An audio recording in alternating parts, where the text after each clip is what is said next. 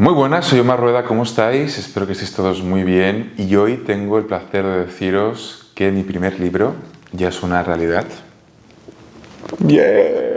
Es una actualización sobre la realidad psicopática y narcisista, un manual de casi 400 páginas donde comparto todo lo que hay que saber sobre este tema, pero también es el eco de muchas voces que merecen ser escuchadas y sobre todo recordadas, personas que vivieron muy de cerca esta realidad en su manifestación más cruel y sobrevivieron y que compartieron conmigo su testimonio y su forma de recuperarse de todo ese infierno. Es mi primer libro, pero sobre todo para mí es un acto de reparación y espero que pueda acompañar a muchas personas en su camino de vida. Y si quieres ya puedes hacer la reserva para que te llegue en septiembre, que es cuando va a estar disponible en las librerías de España, aquí en mi país.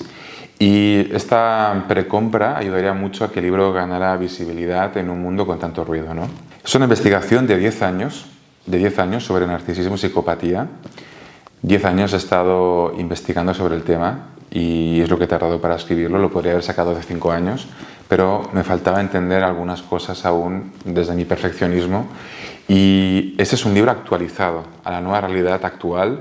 Por eso está como encaminado a la psicopatía encubierta. Y en este libro vas a encontrar testimonios, casos reales que he acompañado donde explico cómo proceder desde esa realidad para enfrentarse a un perfil así y para recuperarse del estrés postraumático. Y si vives en Barcelona o cerquita, quiero que te apuntes este día en tu agenda, el 25 de septiembre en la Casa del Libro de Paseo de Gracia a las 7 de la tarde. Te espero en la presentación del libro y nos podemos dar un abrazo, nos conocemos y haré un coloquio sobre el tema con el público que esté presente. Y bueno, ya que tengo aquí el libro conmigo, os voy a leer un fragmento y vamos a profundizar sobre el tema. Está en la página 205 y el título es La atracción fatal entre psicópatas, narcisistas y personas sensibles con altas capacidades. Y no es que atraigas, es que te eligen a ti. Y aquí tendríamos que ampliarlo un poco a todo el espectro de las neurodivergencias. Entonces, yo me preguntaba hace unos años con una paciente, ¿cómo es posible que personas inteligentes, ¿no?, con pensamiento profundo, arbóreo, sensibles, sientan atracción por perfiles rotos, huecos y vacíos? ¿Y por qué los narcisistas y las personas con rasgos psicopáticos tienen predilección por personas neurodivergentes? ¿Qué está pasando, no? Y me acuerdo que con esa persona llegamos a la conclusión de que ambas realidades son dos caras de la misma moneda, porque ambos, y aquí estoy hablando de narcisistas y neurodivergentes, dejo de lado la psicopatía porque viene desde otro sitio, ¿no? Pues muchos toman su raíz en el trauma.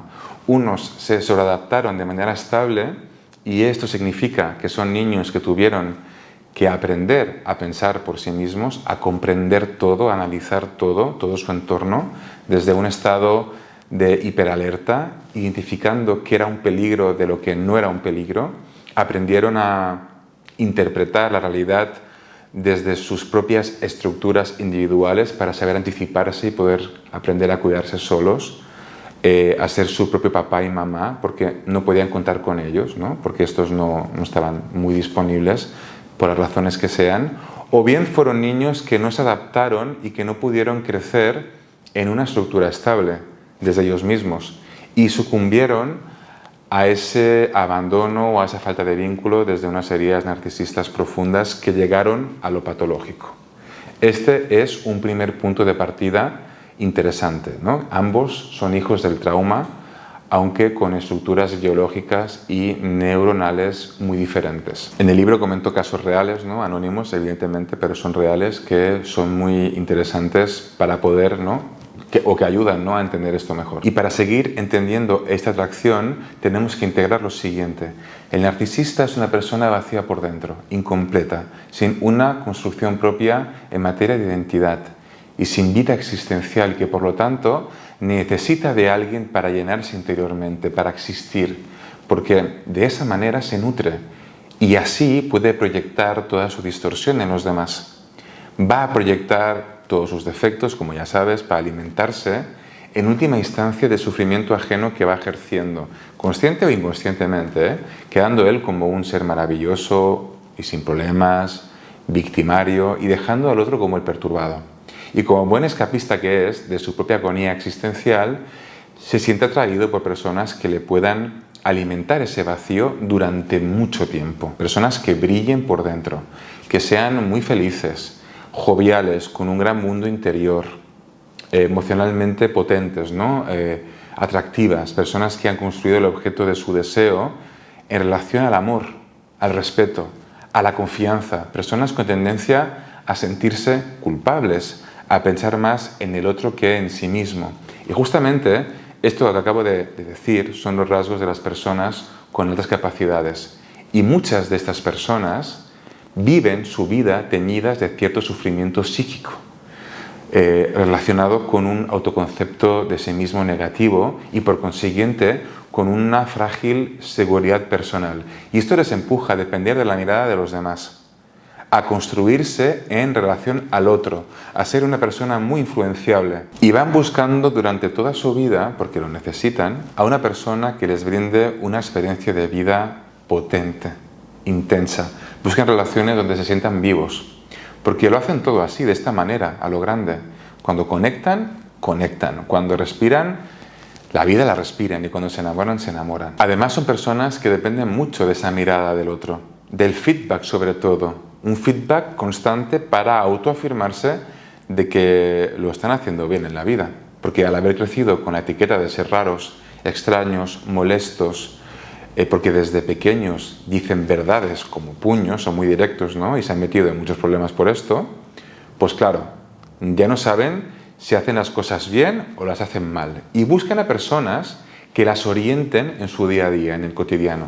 Por lo tanto, fijaos cómo ambas realidades están un poco hechas la una para la otra desde el desequilibrio, porque el manipulador se va a nutrir de toda esa profundidad intelectual y emocional del otro y de esa necesidad de feedback. Y el otro se va a sentir viviendo el amor en su estado más puro e intenso, porque va a caer en la red del narcisista desde esa seducción que ejerce al principio. Y poco a poco, la persona neurodivergente empezará a sentir que algo no va bien en la relación con el otro. Pero como no suelen tener una estima personal estable, segura, lo primero que va a hacer es culparse de que la cosa no esté funcionando bien o tal y como debería, porque han crecido con esa creencia de que son los culpables del malestar de los demás, de su entorno. Y es ese exceso de inteligencia ligado a la necesidad de integrar todo en su cabeza lo que les empuja a seguir en la relación. Porque no hay nada peor que la incomprensión para una persona inteligente a ese nivel.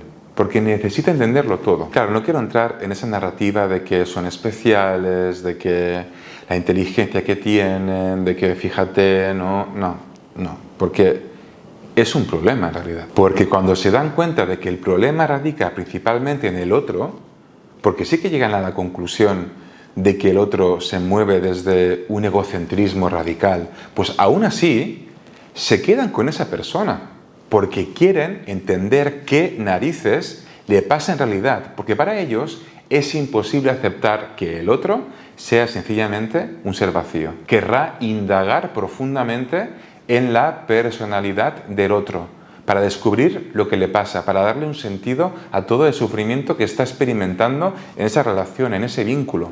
Porque, y esto es muy importante entenderlo, la persona con alta capacidad se va a dar cuenta de que el otro falsea la realidad, pero esto no le choca. Esto no le choca, no hay una señal de alarma que se enciende en su cerebro, para nada. Todo lo contrario. Y esto pasa porque ese tipo de personas interpreta la realidad de manera diferente, observan la vida de una manera muy diferente. Por lo tanto, entiende que el otro también tenga su propia percepción diferente, deformada de la realidad, o rota o inusual. Entonces estas personas crecen sintiendo que no pertenecen a ningún sitio, porque sienten y miran las cosas de forma diferente. Así que les es muy fácil aceptar y normalizar ese falsear del narcisista como algo incluso que los conecta desde su propia experiencia de vida. El otro es raro como yo, se dicen, pero yo lo voy a comprender, yo lo voy a entender. También les engancha en la proyección que hacen desde su herida del rechazo en el otro, porque las personas neurodivergentes suelen ser etiquetadas de raritas, de frikis, ¿no? Y han vivido el rechazo de la incomprensión en su propia piel, en la escuela, en la universidad, en el trabajo e incluso en su propia familia.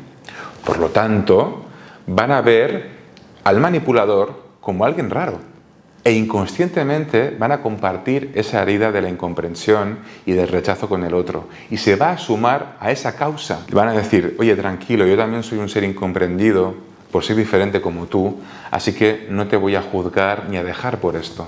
Es más, te voy a intentar comprender en profundidad. Y se quedan atrapados durante mucho tiempo. Y este es su talón de Aquiles, esa hiperempatía no regulada, porque es una empatía muy sesgada por los aspectos que cree compartir, que cree que comparte con el manipulador, cuando no comparten muchas cosas en realidad.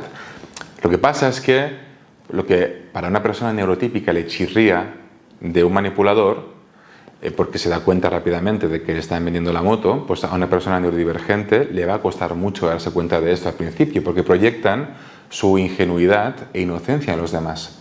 Se piensan que el otro es de su misma condición. Ahí está la gran confusión, ¿no? en la teoría de la mente, que viene un poco desvirtuada.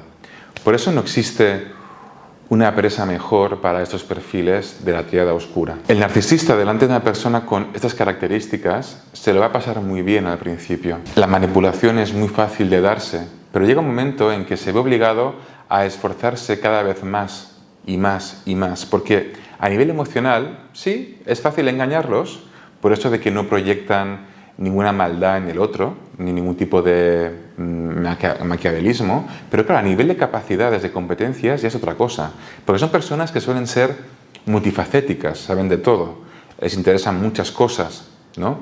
Y eso, claro, para un estafador emocional es un problema, porque tendrá que aprender a manipular en diferentes facetas que no controla, y algunas de ellas ni las conoce. Todo lo que le atrae de esa persona, toda esa riqueza, ese brillo, esa facilidad que tienen por emocionarse por pequeñas cosas de la vida, es lo que al final los va a desestabilizar a la larga. Porque son personas que suelen ser muy soñadoras, viven en el presente, pero también en el futuro y en el pasado.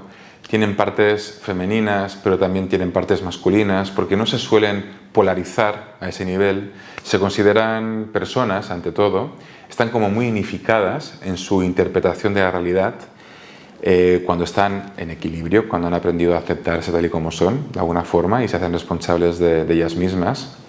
Son adultos, pero también son niños, son inseguros, pero se comunican de forma muy directa. Y esos matices tan contradictorios obligan al narcisista a gastar mucha energía, porque no está acostumbrado a tener que entender tantos procesos internos para poder enviar el mensaje adecuado para ejercer su influencia o manipulación. Y cuando llegan a este punto de tener que esforzarse tanto, es cuando la mayoría optan por el descarte. Porque si no, se quedaría atrapado intentando cazar a una presa que no se va a poder comer, porque básicamente no sabe cómo cocinarla. Además, estos perfiles neurodivergentes son muy resilientes, no se van a dejar hundir muy fácilmente, y esto, aunque es un factor de vulnerabilidad, porque es una de las cosas que los narcisistas tienen en cuenta para elegir a sus presas, su capacidad de aguante, de tolerancia, del abuso, pues al final eso se gira en su contra, porque no se esperan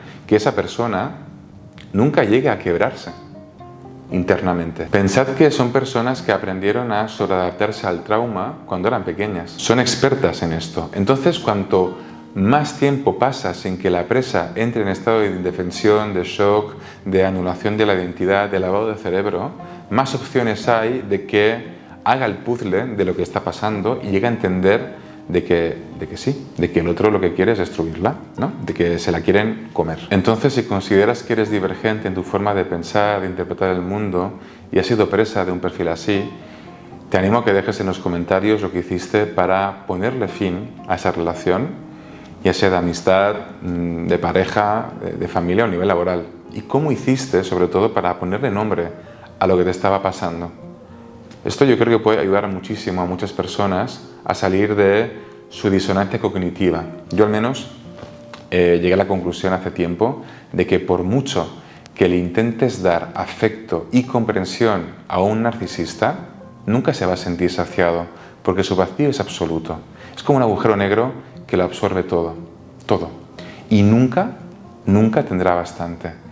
Pero como tú tienes mucho que dar y te gusta mucho dar, pues te vas a dedicar a hacerlo, ¿no? Porque eso es lo que te engancha en realidad, de alguna forma. Dar y dar con esa intensidad que te define. Porque es lo que te hace sentirte vivo, aunque lo que vivas sea totalmente negativo. Porque vives el ideal de tu objeto de deseo hecho realidad, hasta que por fin rompemos con eso y comprendemos que el amor no lo es todo, que también importa dónde lo ponemos. Yo qué sé, puedes tener el agua más pura, pero si la viertes en un recipiente sucio, se contamina. Si lo entregas pues a manos que no saben sostener ese agua, pues se va a derramar. Si lo das a quien no sabe cuidarlo, se pierde. El problema nunca es amar demasiado. El problema es que nos hicieron creer que ese era un buen recipiente para nuestro amor hasta que descubrimos que no lo es. Y bueno, hasta aquí el vídeo de hoy. Espero que te haya sido de utilidad. Si lo ha sido, dale a me gusta. Compártelo con aquellas personas que sientas que este tema le puede ser útil en su actual proceso de vida. Y espero que nos veamos la semana que viene. Un fuerte abrazo.